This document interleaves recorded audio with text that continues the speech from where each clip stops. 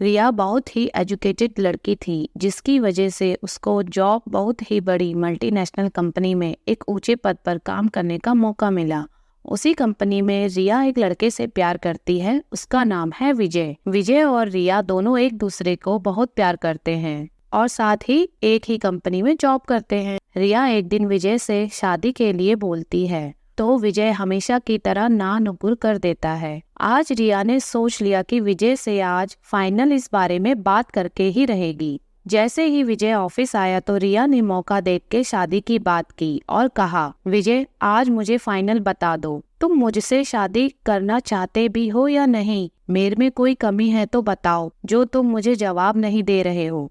हम दोनों एक अच्छी जॉब में साथ में हैं और मेरी फैमिली वाले भी तुमको पसंद करते हैं। आज विजय तुमको मेरी बात का जवाब देना ही पड़ेगा, यस और नो। विजय बोलता है, देखो रिया, मैं तुमको बहुत पसंद करता हूँ, लेकिन मैं तुमसे शादी नहीं कर सकता क्योंकि मेरी फैमिली बहुत ही ज्यादा पुराने ख्यालों की है और तुम वहाँ पर एडजस्ट नहीं कर पाओगी। इसीलिए मैं नहीं चाहता कि शादी के बाद तुम्हें कोई परेशानी हो, क्योंकि मेरे माँ बाप आजकल जीन्स टॉप पहनने वाली और मॉडर्न रहने वाली लड़कियों को बिल्कुल भी पसंद नहीं करते।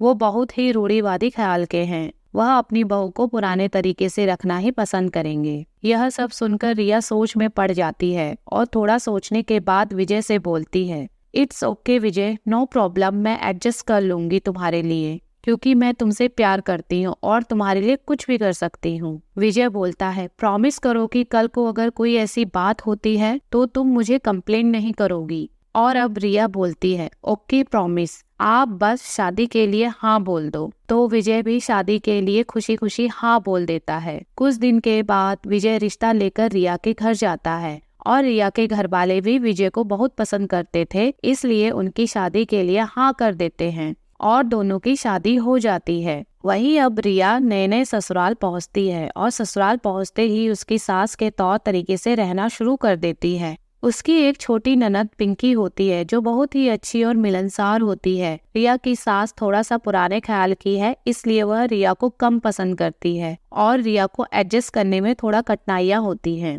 कुछ समय बीतने के बाद जब रिया ऑफिस जाने के लिए तैयार होती है तो उसकी सास उससे बोलती है कि तुम जींस टॉप मत पहनना, साड़ी पहन के जाना तो वह ज्यादा बेहतर रहेगा। रिया को अपनी सास की ये बात सुनकर थोड़ी मायूसी महसूस होती है, लेकिन उसने विजय से प्रॉमिस किया था, इसलिए रिया चुपचाप बिना कुछ बोले साड़ी पहनकर ऑफिस चली जाती है।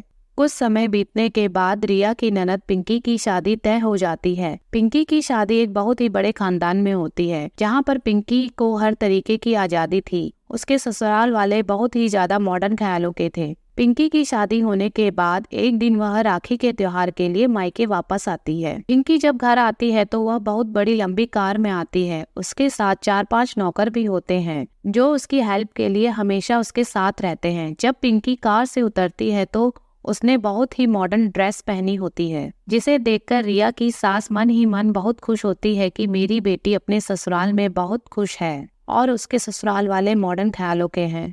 अब सभी बैठकर चाय पी रहे होते हैं। तभी पिंकी रिया से बोलती है, भाभी चलो हम शॉपिंग पर चलते हैं, कुछ खरीद कर लेकर आएंगे और हमारा टाइम पास भी हो जाएगा। रिया बोलती है, ठीक है पिंकी। रिया साड़ी पहन के आती है। ये देख के पिंकी बोलती है, क्या भाभी आपने साड़ी क्यों पहनी है? जीन्स पहनो, वो ज्यादा कंफर्टेबल होगा मॉल में। रिया बोलती है, साड़ी ठीक है। तभी पिंकी बोलती है, लेकिन आज मैं चाहती हूँ कि आप जीन्स पहनकर चलो। पर रिया मना कर देती है, लेकिन फिर भी पिंकी रिया को फोर्स करती है तो वह जीन्स पहनकर आ जाती है। जैसे ही पिंकी और रिया बाजार के लिए निकल ही रहे होते हैं तो रिया की सास रिया को जीन्स पहने देख रिया से बोलती है, तुमको घर के तौर तरीके पता है या भूल गई हो? ये जीन्स क्यों पहनी है? साड़ी पहनो। तभी पिंकी अपनी माँ से बोलती है, माँ यह कोई बात नहीं हुई जो आप भाभी को जीन्स पहनने के लिए रोक टोक कर रही हो। जीन्स टॉप पहनने में क्या दिक्कत है? मैंने भी तो जीन्स टॉप पहना है। तभी रिया की सास बोलती है, घर की बहू साड़ी में ही अच्छी और संस्कारी लगती है। बहू अगर जीन्स टॉप पहनेगी तो समाज हमें क्या बोलेगा? देखो इनकी बहू का कैरेक्टर अच्छा नहीं है, जीन्स टॉप पहनती है। तभी पिंकी अपनी माँ को टोकते हुए समझाती है, माँ पहले का जमाना और था, अब समय के साथ तौर तरीके बदल गए हैं। मुझे देखो, मैं पहले यहाँ मायके में कैसे रहती थी। जब मेरी शादी हुई तो मेरे ससुराल वालों ने मुझे जीन्स टॉप पहनने को बोलते हैं। 4-5 नौकर भी हैं। मेरी ड्रेस देखो कैसी पहन के आई हूँ, तुम खुश हो ना ये सब देख के? तो भाभी को क्यों पहनने नहीं देती हो? माँ, हमें आज के तौर तरीके से चलना है, समय के साथ सब बदलता है, आप भी अपनी सोच को बदलो। रिया की सास अपनी बेटी की बातें सुनकर इमोशनल हो जाती है और बोलती है, बेटी आज तुमने मेरी आंखें खोल दी, मैंने रिया के साथ गलत किया, आज मेरी सोच तुमने बदल दी। ये सब बोलते हुए रिया की सास रिया को गले लगाते हुए बोलती है, बेटी मुझे माफ कर दो, मेरी सोच की वजह से तुमने अपनी कितनी इच्छाओं को मारा होगा। मैं तुमसे प्रॉमिस करती हूँ कभी भी पिंकी और तुम में कोई भी भेदभाव नहीं करूंगी। अब पिंकी और रिया दोनों खुशी खुशी होकर शॉपिंग के लिए बाजार को निकल जाते हैं।